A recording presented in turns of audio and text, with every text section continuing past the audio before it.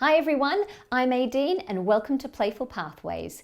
It is back to school time, which can be a time for excitement and celebration, especially for parents, but can also be a time for nervousness or anxiety for children. Today I'm going to share with you a few ideas of things that you can do at home and with your child that will hopefully ease that transition for everyone. In the weeks before, or the first few weeks of returning to school after a long break or starting a new school, it's totally normal for children to demonstrate some behaviour that is more clingy or more challenging than usual. So how can we make this transition period, the couple of weeks before and at the very start of a new term, easier for your child? Here are 6 suggestions that you might like to try. Number 1, practically prepare. In that last week before school starts, begin to talk with your child about what's coming up. Try as much as you can to give them practical experiences that will help them to understand what's happening and what they'll be doing. This is especially important if there's anything new or different going to be happening. You can get their uniform laid out and ready together. You could practice making a packed lunch together. You can go shopping for supplies, or you can do a practice walk or drive to their school. You can talk about how the day will run and what the timetable will look like. You might even like to put a calendar up on the wall. For younger children, you can put pictures in so that they can see what their timetable will be like. And for older children, you can write in the days of the week and what they've got going on. If you've got more than one child, you can color code it so that they can each see what their timetable is and what's expected of them. Children are usually much more cooperative when they know in advance what's happening and what's expected of them.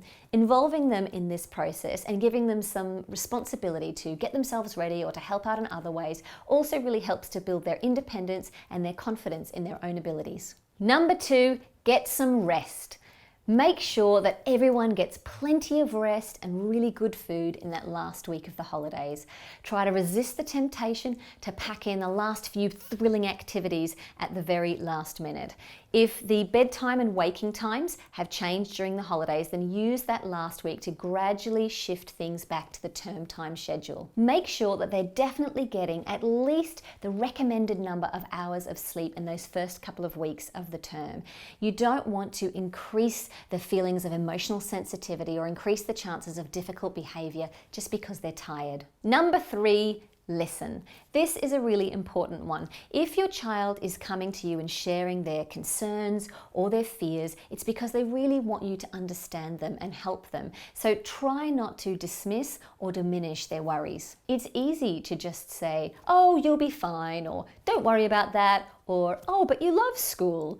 But saying those things won't help your child to process their concerns and work out what to do about them.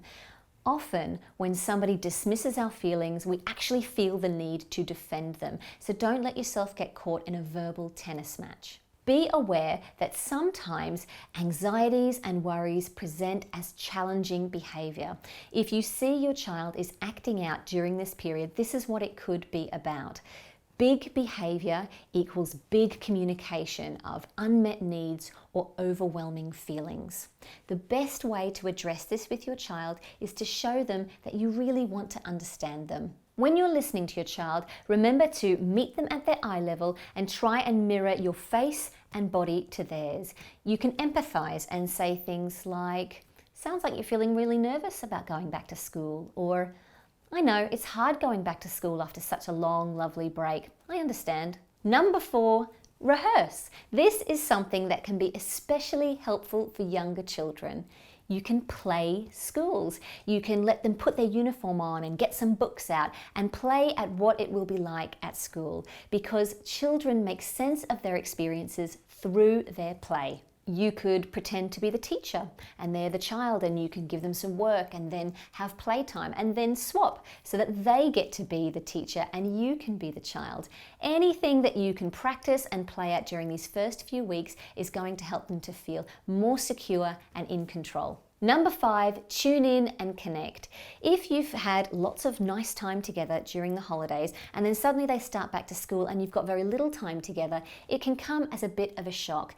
You can bridge this gap by putting aside some special time together in the first few weeks back to school. In my video, The 10-Minute Tune, I suggest an idea of how you can structure some bonding and playtime with your child that will help them to feel really reassured and secure.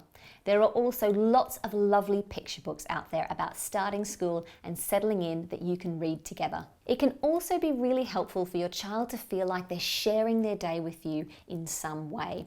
If you want an idea of how you can do this, then check out my video, How to Tell a Day Story. But remember, when you're talking to your child about their day, it's really important that you are as open to hearing about the negative things as you are about the positive things. And number 6, simplify.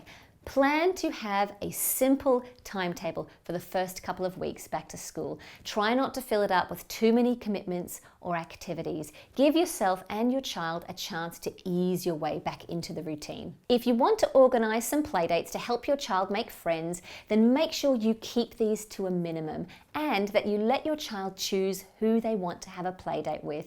There is no point forcing them into having a playdate with a child that they don't want to or a playdate that they're not ready for. There will be plenty of time for them to make friends. And go easy on yourself. Remember, if you're feeling stressed or anxious during this period, then it's much more likely that your child will be too.